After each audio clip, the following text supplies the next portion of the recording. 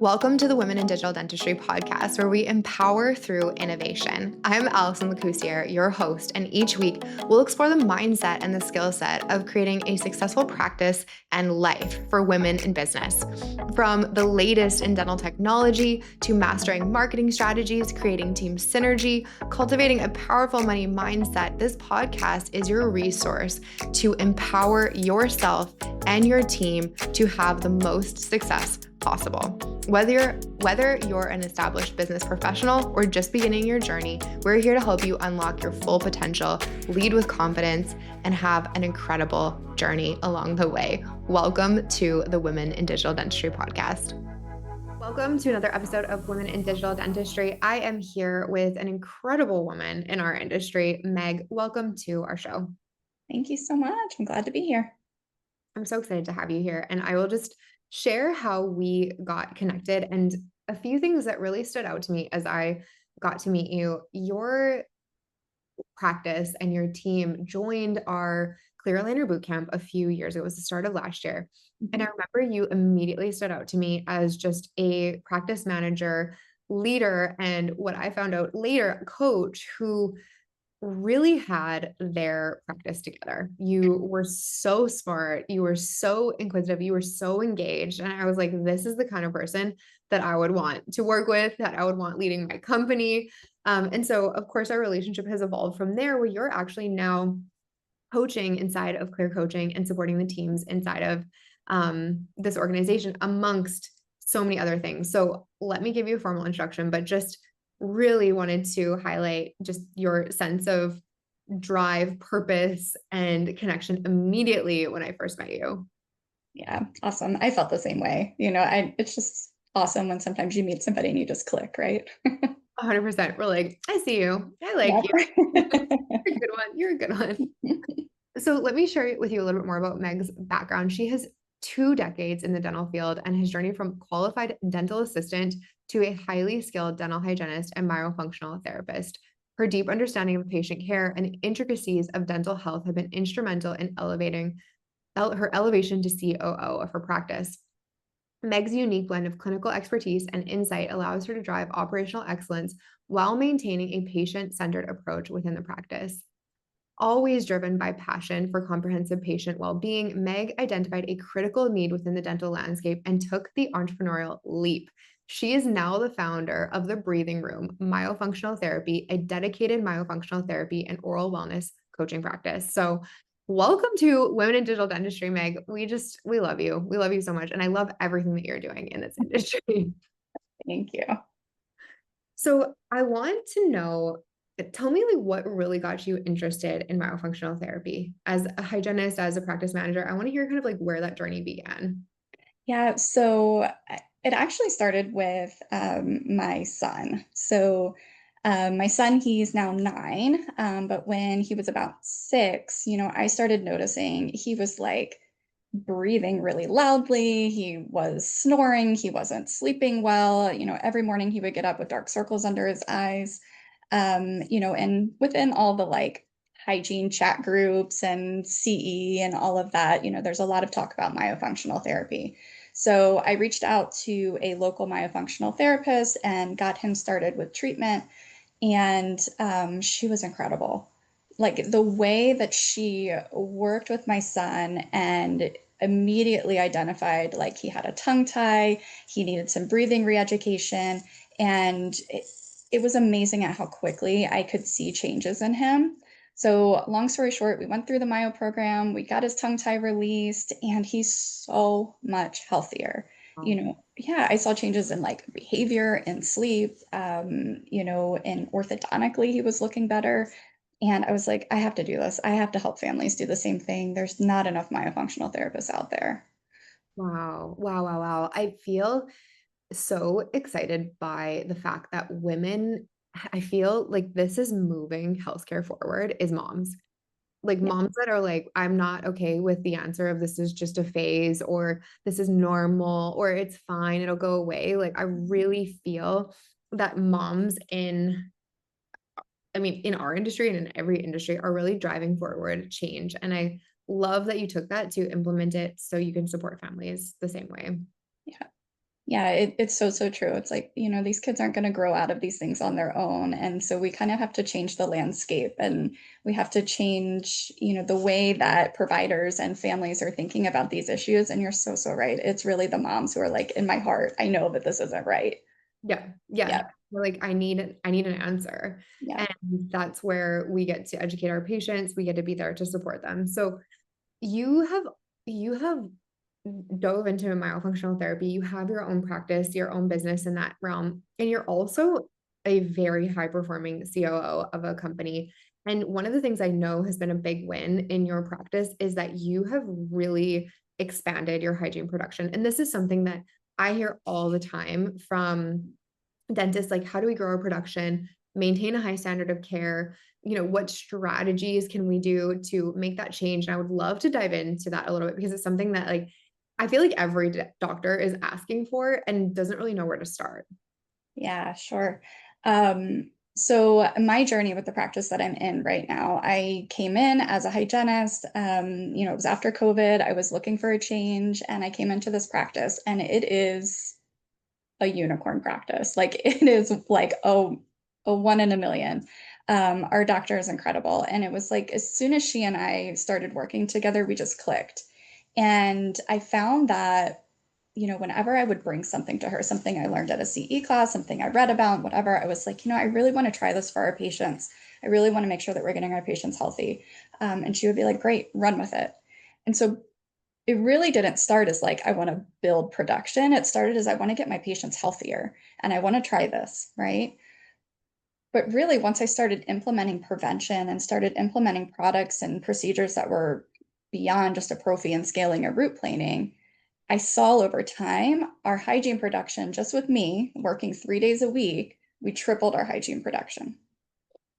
Yeah. And, that alone, I was like, that's amazing. Right. And, then we started doing a lot of coaching and education as a team. And that's when I kind of started transitioning out of the hygiene department and into, team lead, and then becoming COO of the practice.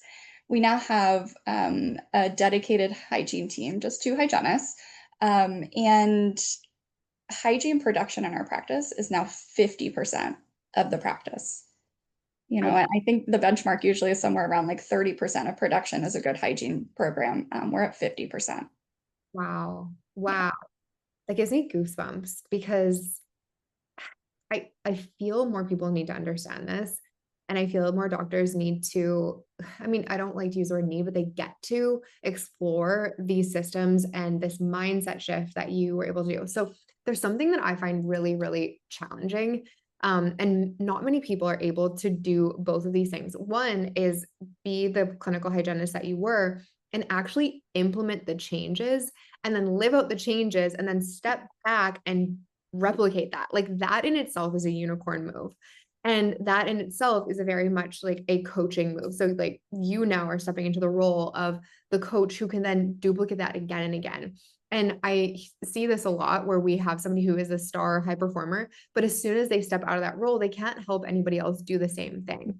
So I would love to know, like, as you transition from that clinical position to the leadership position, what were some of those moments or experiences that helped you develop those leadership qualities and allowed you to literally duplicate your success? Yeah. So number one thing was realizing that I didn't have to do everything myself. Hygienists typically are very like type A. We want to like do it all. We want to do it ourselves. But you can't. If you're elevating to a leadership position, you cannot take everything on. And so delegation and elevation of your team members is crucial. And so every single person in our office is a leader. We have very high standards for them, and they all operate in a way that they take ownership of all of their tasks. They understand, it's not just doctor's practice, it's our practice, right? We all benefit from the growth of this practice. And so we all operate on that really high level. But yeah, stepping, away from chairside hygiene and really letting go of that vine and giving my hygienist space to do what they do. They have grown hygiene beyond what I was even able to do. It really is endless, the amount of things that you can implement, new products, procedures, education that you can be providing for your patients and your team. and, allowing my team to step into the place where I was so excited to be, has been amazing. Oh my gosh, yes. Yes. I feel like this is something that many practice owners, business owners, team leads, like when I remember when I got into management, I felt so overwhelmed, which is a word I don't like to use anymore. I like to use the word in demand. Like I am not overwhelmed, I am in demand. But I felt so overwhelmed because I had this, it was a limiting belief. And truly, I almost like, yeah, it was just a total myth that I had to do it all on my own. And that was the expectation, even though no one told me that. No one was like, you got to do it all on your own. You got to figure it out all by yourself. But I think sometimes as women, especially type A, high performing, we kind of just take that on our own and it can truly hold us back from being as successful as we could be. So elevation and delegation, I think for our practice leaders, for our practice owners is such an important thing because if your practice owner didn't elevate and delegate to you, she wouldn't have been in this position either. So I think that's really, really powerful.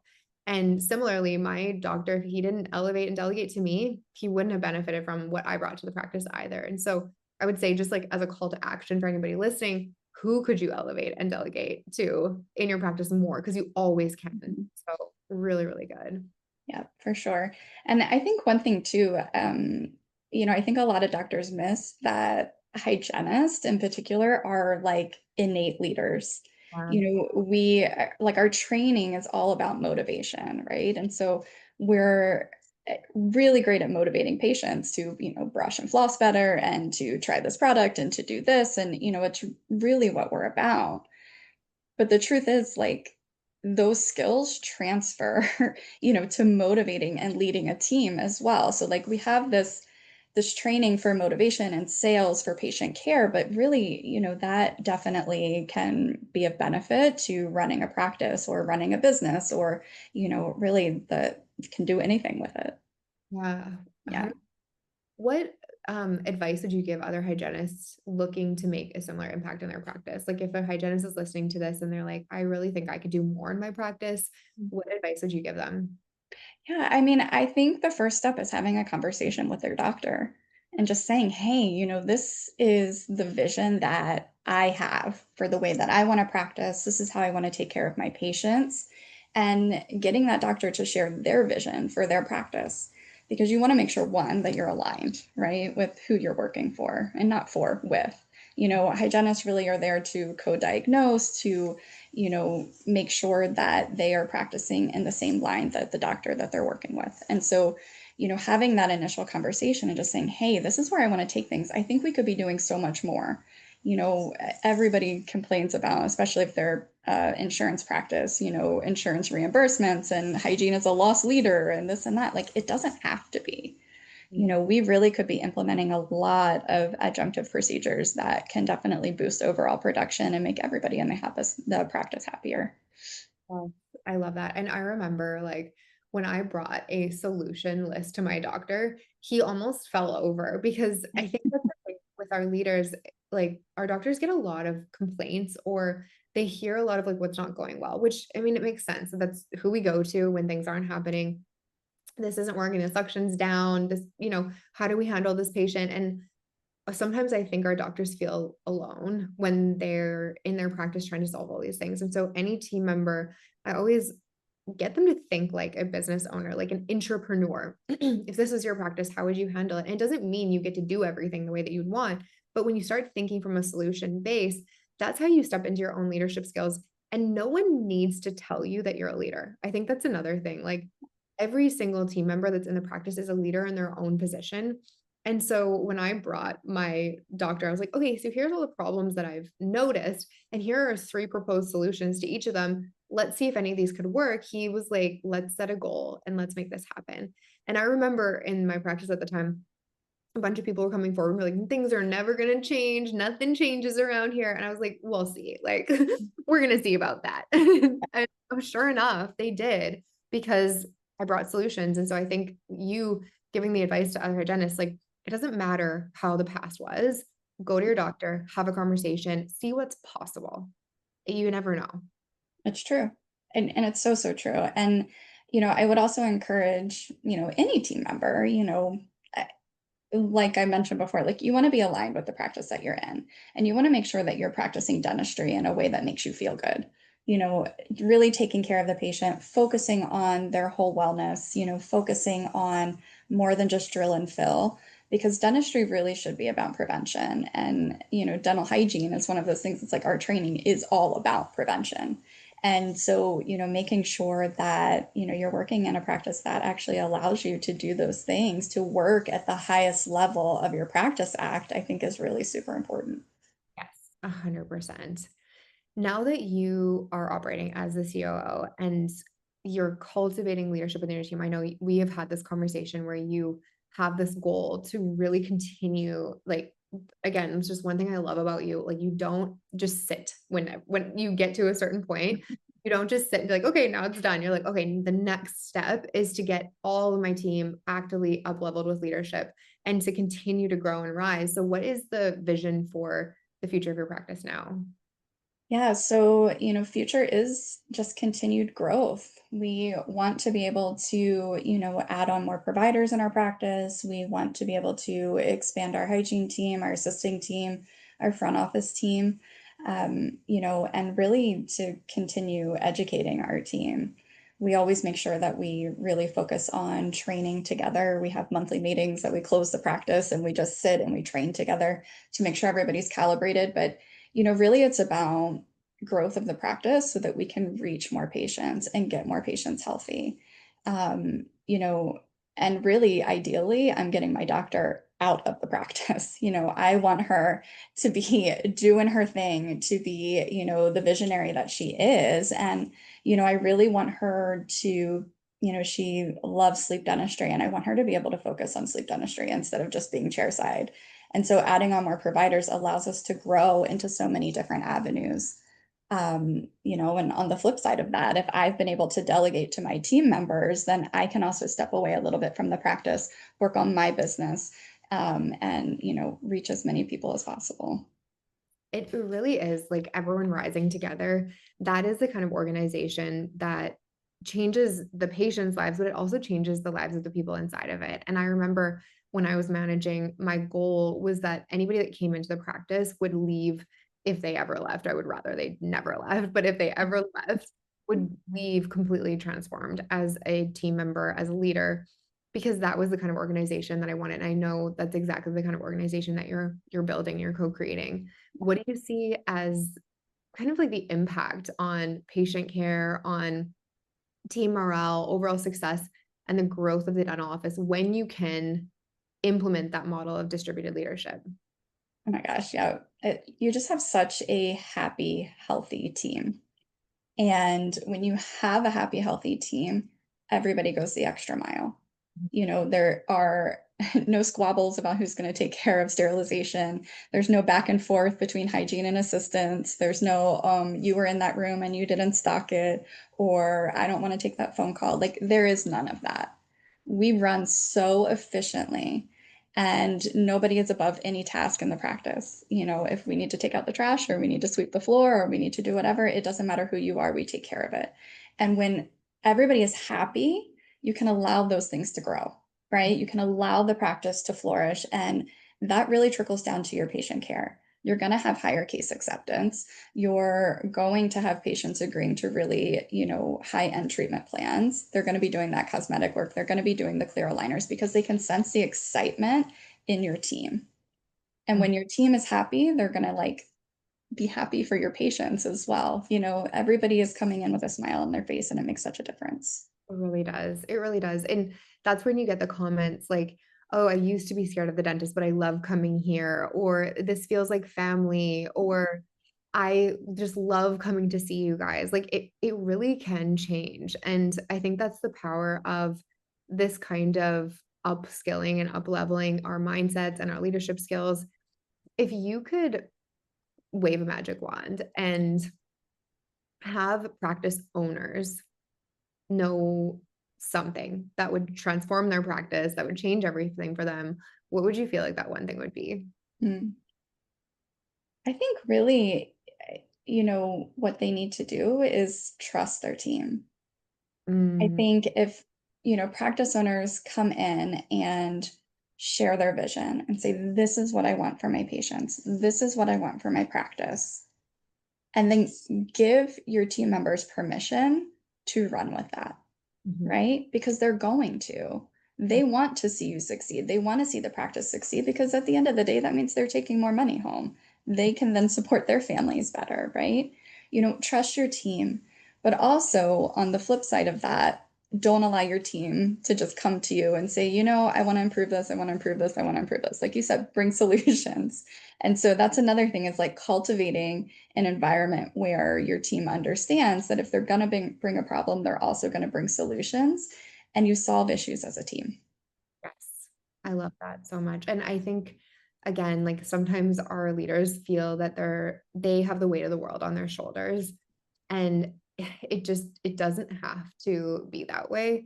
And I think sometimes team members, not sometimes, I think always team members are looking for that vision, because that vision is safety, it's clarity, it allows your team to win, it makes work exciting and fun. Like those are all the things that make team members want to come to work. They want to feel valued, they want to feel respected, they want to feel like they have autonomy.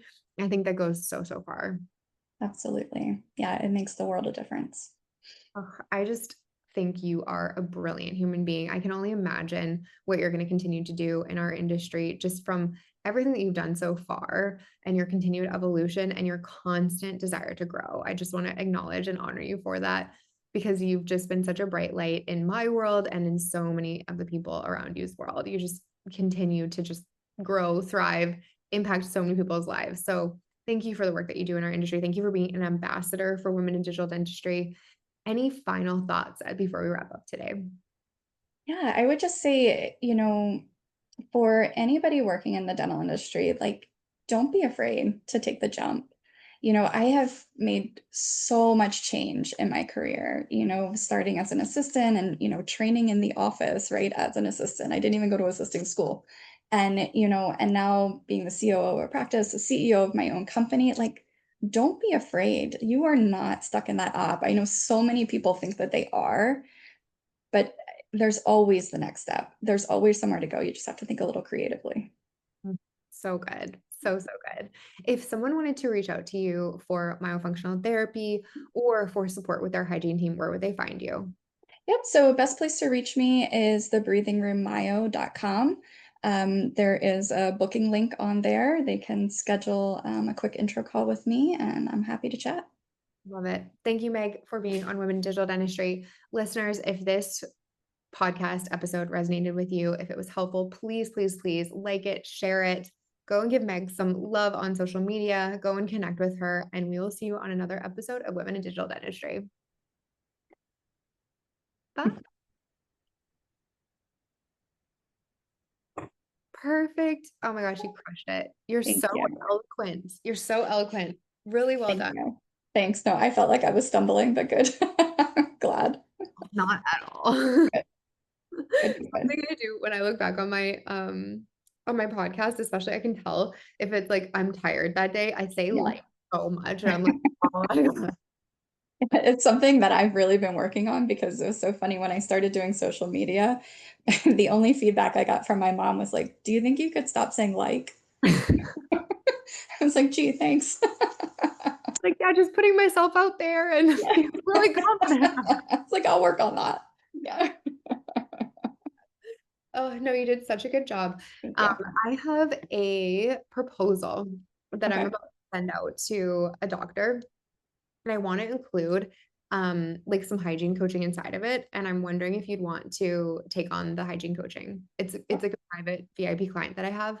And they are just like she just said, I handle like kind of her mindset work and like her office manager, and we've done a lot with clear aligners, but she's really looking to optimize her hygiene. And she's like, I think we're underperforming. So I love peer to peer. I love it when we can have a hygienist that has done this and can go in. And obviously I'm not a hygienist, so I think it'd be the best. So if you're okay with that, or if you want to take that on, let me know and I can kind of show you what it would look like. It would probably be like, I'm thinking probably like one coaching call a month with our hygiene team. Yeah, And I I definitely think I would be able to take on one call a month. That would be my one question is like, what is the time commitment? I want to make sure I can commit to it. Yeah, I would say one call per month, and then probably just we would find a way for tracking. They have they're shifting from dental and tele to practice by numbers. And then for this one, because it's a private VIP client, it would be a higher rate than the group coaching one. So I'll Okay. send I'll send her the proposal first, and then if she's good with it, then I'll loop you into it. Okay. Awesome. And then do you recommend, Allison, like, right now I have my LLC and then I have the breathing room. Like, should I have another business entity name for like my coaching portion, or should I just leave it alone? I don't think you should. I don't think you need to have a whole other business entity. You have an LLC for. Yeah, it's just Megan Greco RDH LLC. I would Yeah. just leave it at that, and then you can have this as just like coaching, like just allocate it on your P&L as like coaching income from clear coaching, so that you can kind of just see what that like at the end of the year, just kind of see Mhm. like what the accumulation is, and keep track of it. But I don't think you need to set up a different LLC for it. Got it. Okay, cool. I like to keep things simple. It's Yeah. I've done the most with like complexity, and then I've scaled back to more simplicity. So we can keep it Like simple. the easier I can make my taxes is the better. Yeah. Exactly. Okay, cool. I will once I get the proposal set up, I'll send it to you so you can take a look at it, and then I'll send you over just like a little, maybe even amendment in our contract, just to show that this it would probably be a year. And Okay. if anything needed to change within the year, you're like, yeah, I can't do this anymore. Like just a month's notice probably would be perfect. Okay. All right. That sounds good. Awesome. I appreciate it. Thank you. Yes. Oh my gosh, I'm excited for you to support them and just for me to see you work your magic. Yay. Awesome. This was great. Thank you so much. Have a great rest of your day. You too. Bye. Ooh, I want to take a picture of us. Okay. Smile. Thank you for joining us on this episode of Women in Digital Dentistry. We hope you found today's discussion inspiring and full of actionable insights to help you thrive in your practice and beyond. If you enjoyed this episode, please be sure to subscribe so you never miss an update. And if you know someone who would benefit from these conversations, please share this podcast with them. We would love to hear your thoughts and feedback, so feel free to leave us a review or connect with us on social media. Together, we are building a powerful community of women leading the way in digital dentistry. Until next time, keep innovating, keep growing, and keep making a difference in the world of dentistry. Thanks for listening.